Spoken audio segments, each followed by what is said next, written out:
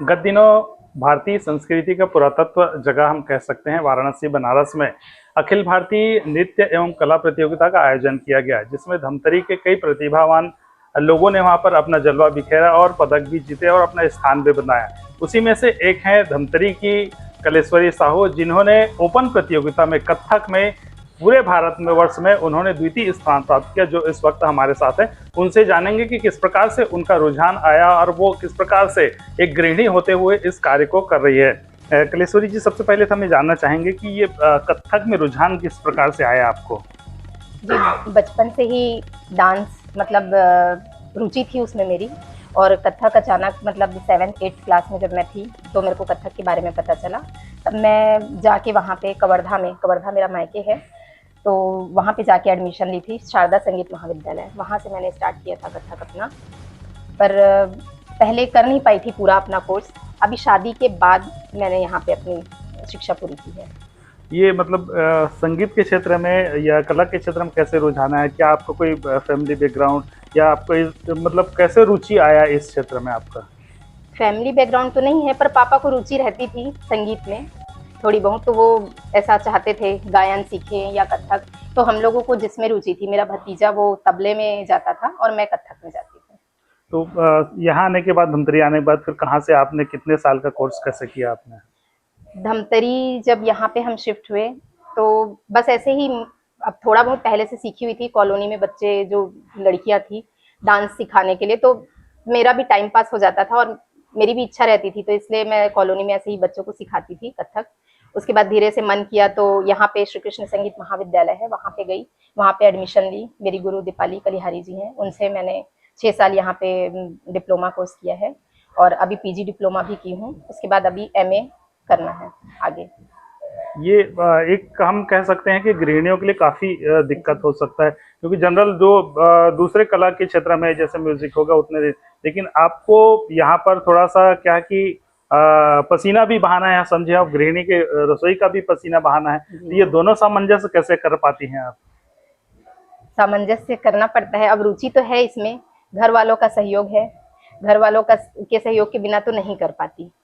तो गृहिणी भी हूँ और कथक में तो रुझान है ही, अब इसको छोड़ नहीं सकती मैं, ऐसा है। ये हम देखते हैं कि आजकल जो ये पुरानी जो संस्कृति है, पुरानी सभ्यता है, वो काफ़ी लुप्त होते जा रही है और लोगों की रुचि भी उसमें कम हो रही है।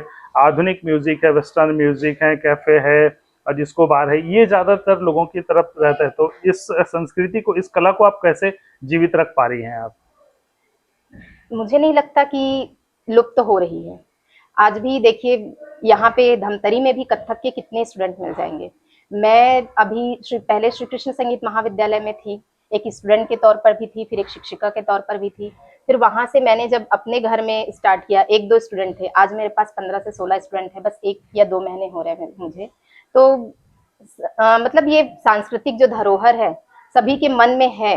ऐसा नहीं है कि सिर्फ वेस्टर्न में जा रहे हैं लोग, विदेशों में भी कथक बहुत लोकप्रिय है। विदेशी लोग भी कथक को करते हैं, तो लोकप्रियता है इसकी और ये लुप्त नहीं हो रही है। मुझे तो लगता है और बढ़ते जा रही है। जैसे कि हम एक गृहिणी हैं, आज इस एज में कथक सीख रहे हैं, कर रहे हैं। मेरे पास ऐसे स्टूडेंट भी हैं जो 50+ हैं, वो भी कर रहे हैं। तो मतलब उनकी सोच, पहले की सोच ऐसे रहती थी ना कि नृत्य नहीं करना है, लेकिन आजकल ये सोच बदल रही है, तो लुप्त नहीं हो रहा है, ये तो बढ़ते जा रहा है। हम ये कह सकते हैं धमतरी में इस प्रकार के कंपटीशन का आयोजन भी होते रहना चाहिए, जैसे वाराणसी हो गया या साउथ में हो गया, इस प्रकार से वहां पर ज्यादा प्रोत्साहित किया जाता है, सरकार के द्वारा भी दिया जाता है और कई संगठन इसके लिए सामने आते हैं। लेकिन धमतरी में हम देखते हैं कि उन क्षेत्रों में एक आम नागरिक हो गया, एक संस्था का कोई हो गया, एक श्री कृष्ण महाविद्यालय को ही छोड़ करके हम कहें दूसरे लोगों को भी इस पर रुचि लेना चाहिए, प्रतियोगिता करवानी चाहिए ताकि प्रतिभा सामने आए। जी जी, एकदम सही बोल रहे हैं। श्री कृष्ण संगीत महाविद्यालय से तो होता ही है। अभी 2-3 साल पहले हुआ था, ऑल इंडिया बेस में अखिल भारतीय प्रतियोगिता यहाँ पे भी हुई थी। बहुत दूर दूर से लोग आए थे, बहुत लोगों ने यहाँ पे अपनी प्रतिभा दिखाई थी। बाकी लोगों में भी ये रुझान होना चाहिए, तो प्रतिभाएं क्या है आगे बढ़कर आएंगे। वाराणसी की हम जानना चाहेंगे कि वो किस प्रकार का कंपटीशन था, कहाँ कहाँ से लोग आए थे और वहाँ के गुरु मतलब किस प्रकार से आपको वहाँ पर और सीखने को मिला? वाराणसी, अब देखिए कथक की उत्पत्ति समझिए, यूपी उत्पत्ति वहीं से हुई है, वाराणसी से ही। ऐसी जगह में हमको जाने का जो मौका मिला है, बहुत ही सौभाग्य की बात है हमारे लिए। वहाँ पे संगीता दीदी जी थी जो कि बिरजू महाराज जी की शिष्या हैं। उन्होंने ये ऑर्गेनाइज किया था और पूरे ऑल इंडिया से आए थे, जैसे लखनऊ से आए थे, इलाहाबाद से आए थे, छत्तीसगढ़ से हम लोग गए थे धमतरी से, और बिलासपुर के लोग थे, और भी थे, बहुत सारे लोग थे, पर कुछ कुछ लोगों को ही जान पाए हम। लखनऊ से जो आए थे, बहुत सुंदर उनका नृत्य था, बहुत अच्छा लगा मेरे को। बनारस घराना था, इसमें घराने भी होते हैं, अलग अलग घराने होते हैं, बहुत कुछ सीखने को मिला, बहुत अच्छा लगा वहाँ वाराणसी में। आप कौन से घराने से ताल्लुक रखते हैं? हम लोग वैसे तो लखनऊ घराना वही फॉलो करते हैं, और रायगढ़ घराना भी फॉलो करते हैं। हमारी गुरु ने हमें दोनों चीजें सिखाई है। चलिए, युवाओं के लिए क्या कहना चाहेंगे, क्योंकि आज के युवा देखते जनरली मोबाइल पे व्यस्त होते हैं, कि लड़की हो चाहे लड़का हो, मोबाइल पे व्यस्त रहते हैं, वो रील की ओर ज़्यादा भागते हैं। पुरानी संस्कृति की ओर उनको रुझान आना चाहिए, तो उनके लिए क्या कहना चाहेंगे आप? देखिए, मोबाइल क्या है, वेस्ट ऑफ टाइम है बस। अगर हम इन सब चीज़ों में अपना समय लगाते हैं तो हमारा ज्ञान बढ़ता है, मतलब बहुत सारी चीज़ें हैं जो इम्प्रूवमेंट होती है, और मोबाइल देखने से बस वो टाइम बस वेस्ट होता है। तो इसलिए बच्चों से कहना चाहूँगी, चाहे वो ऐसा नहीं कि सिर्फ नृत्य ही है, जिन चीज़ों में उन्हें रुचि है, जैसे किसी को खेल में रुचि है उसमें आगे बढ़े, पढ़ाई में रुचि है उसमें आगे। पढ़ाई तो खैर चलती रहती है, साथ में कुछ ना कुछ ये सब चीज़ें भी होनी चाहिए, चाहे गायन हो, खेल हो, कुछ भी। तो उससे क्या है, बच्चे मोबाइल से दूर रह सकते हैं। अंतिम सवाल करना चाहूँगा कि आप अपने बच्चों को इस पीढ़ी को, मतलब आप इस कला को आप आगे बढ़ाने के लिए प्रोत्साहित करेंगी? आप अपने बच्चे को प्रोत्साहित करेंगे इस कला के लिए? मेरा बच्चा बचपन से डांस करता था। मतलब एक ऐसा था कि मेरे को डांस में रुचि थी, तो वो खुद से करता था, मैंने उसको कुछ नहीं सिखाया, वो खुद से करता था। पर अब उसकी रुचि क्रिकेट में है, क्रिकेट में वो बहुत अच्छा है, बाहर वो भी गया है, राजस्थान जीत के आए थे। तो अब उसको संगीत में नहीं ला सकती मैं, उसकी अपनी रुचि है, वो जो करना चाहे कर सकता है।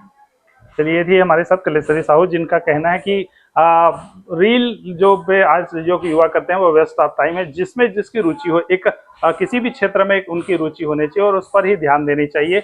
और गृहिणियों के लिए एक अच्छा संदेश देती हैं कि वो गृहिणी, आज कई लोग ये कहते हैं कि सिर्फ चौको चूल्हे तक ही सीमित रह जाती, लेकिन उनके अंदर यदि प्रतिभा है तो उनके जो वो घर वाले हैं, उनके ससुराल वाले हैं, उनको प्रोत्साहित करनी चाहिए, ताकि वो गृहिणी है, वो जो बहू बन के आई है, वो आगे बढ़ सके और उनकी जो प्रतिभा है वो निखर सके, ताकि वो अपने जीविकोपार्जन भी अच्छी तरीके से कर सके।